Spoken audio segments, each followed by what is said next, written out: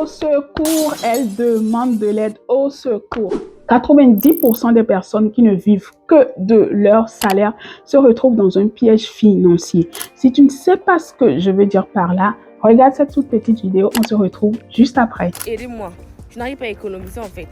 Parce que tout l'argent part dans les factures et tout. Aidez-moi vraiment, j'ai besoin de votre aide. Parce que je suis fatiguée. Travailler comme un mouton après, à la fin du mois, je n'ai rien. Non. Oh. Je suis Cherita Otoglo. Je suis écrivaine et consultante en e-commerce depuis bientôt 4 ans, 3 ans et demi, donc bientôt 4 ans. Alors, j'accompagne les femmes à s'épanouir et à trouver leur indépendance financière grâce au business en ligne. Je partage régulièrement des contenus inspirants sur cette page, alors abonne-toi pour ne rien rater. Donc, la plupart des gens n'ont pas encore compris que le salaire n'est pas fait pour faire accéder à l'indépendance financière, mais qu'au contraire, le salaire est juste fait pour faire travailler les salariés afin qu'ils puissent payer leurs factures à la fin du mois, no finesse. Et justement, c'est ce que la dame dit dans la vidéo que nous venons de visualiser. Je dis cela parce que je suis la mieux placée pour témoigner de ce qu'elle ressent en ce moment. Quand je suis tombée sur cette vidéo, je vous assure que j'ai vraiment eu les larmes aux yeux quand je suis tombée sur cette vidéo parce que ça me rappelle vraiment des moments où j'étais dans la même situation que cette dame-là, voire même pire. Pourquoi je dis pire? Parce que moi, j'en ai même payé avec ma santé. Ma santé en a pris un coup. Je suis allée jusqu'à faire un accident vasculaire cérébral, un AVC. C'était pas fameux, c'était des moments. Alors, je suis allée jusqu'à payer avec ma santé.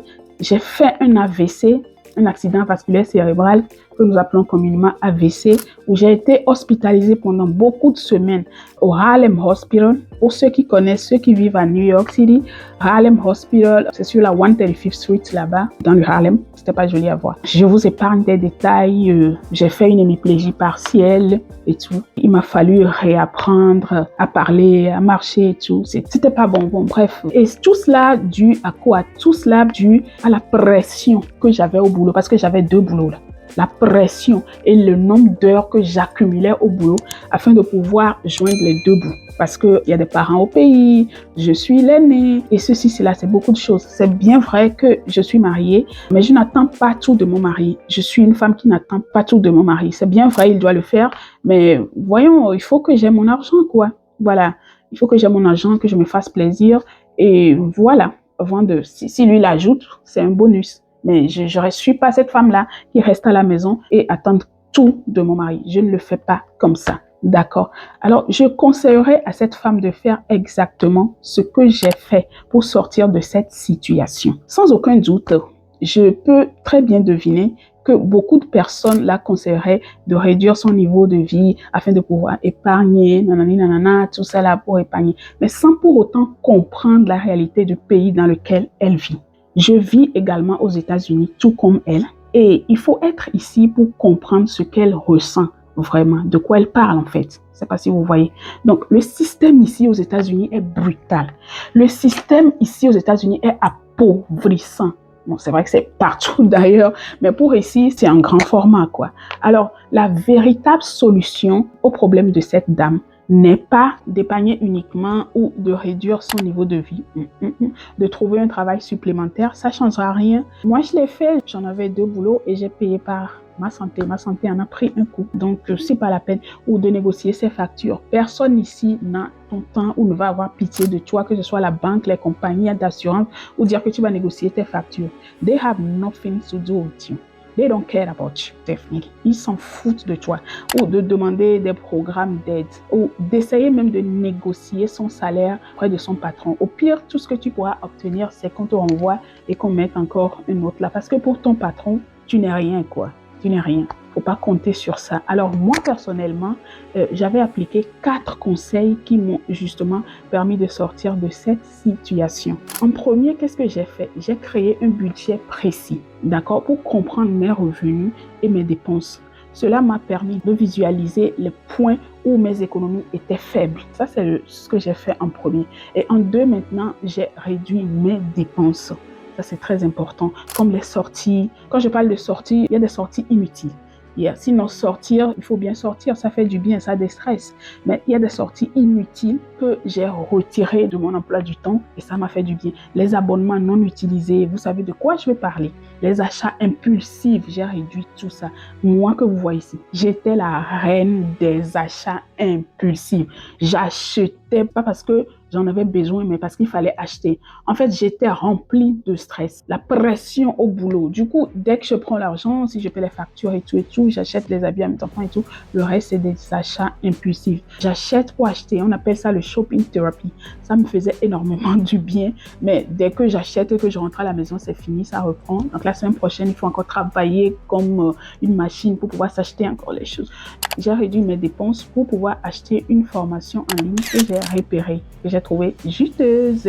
Alors, en 3, qu'est-ce que j'ai fait? J'ai vendu des biens dont je n'avais plus besoin. Il faut savoir qu'ici aux USA, nous avons la possibilité de revendre nos biens, nos trucs déjà utilisés sur des plateformes. Et moi, personnellement, après avoir vendu, j'ai trouvé que c'était pas assez.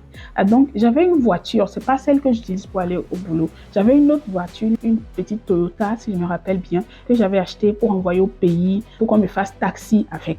Et donc, la situation était telle que je me suis dit non. J'ai fait les calculs, j'ai fait tout, je me suis dit, écoute, les frais pour envoyer la voiture au port de Lomé, il me faut au moins $2000. Après, il faut dédouaner à 1 million de francs CFA et puis il faut faire les papiers et tout. Encore, il faudrait trouver quelqu'un de bon qui veut bien rendre le business de taxi là-bas alors que je ne suis pas là-bas. Et du coup, je me suis dit, je ne peux pas avoir besoin d'argent pour lancer un business et je vais garder cette voiture-là au dehors là-bas. C'est pas celle que j'utilise. Allez, vends ça. Donc, j'ai vendu la voiture également pour accélérer mon épargne car j'étais vraiment déterminée à abandonner cette routine-là qui me rongeait au quotidien, quoi. Donc, en 4, finalement, qu'est-ce que j'ai fait? Je me suis lancée en ligne.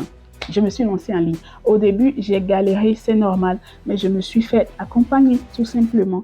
Donc, j'ai développé plusieurs activités en ligne, justement, et aujourd'hui, je vis pleinement de ça. C'est-à-dire qu'actuellement, j'ai 5 activités, à part l'accompagnement, le Rita Academy School, j'ai ma société de cosmétiques, j'ai la petite compagnie qui fait la logistique, l'envoi des colis d'ici les USA au Togo et du Togo à ici. Donc, je vis pleinement de mes business. J'ai 5 business actuellement. J'ai récupéré mon indépendance financière et je ne suis plus soumise à l'exploitation. Ça, non. Je suis très fière de moi pour ça. Alors, j'ai accompagné également plusieurs femmes, plus de 220 femmes à développer leur business en ligne grâce à ma formation. Donc, regardez ça, par exemple, ça et ça. Tout ça, ce sont des résultats que j'ai obtenus pour mes clientes, tu vois. Il y en a tellement qu'on ne va pas finir. La vidéo risque d'être super longue. Si toi aussi, tu te reconnais dans la même situation que la dame dans cette vidéo, ou bien tu penses comme moi que tu ne mérites pas vraiment cette vie-là et que tu penses justement mériter mieux, alors je m'adresse à toi. J'organise un atelier de formation totalement gratuit pour une semaine qui t'expliquera comment lancer un business de A à Z. Alors, comment faire pour y participer? Il suffit juste de cliquer le lien dans les commentaires pour t'inscrire. Je précise que je ne prends pas plus de 10 personnes. Alors, sur ce, je vous dis à très bientôt. Bye bye, je vous adore.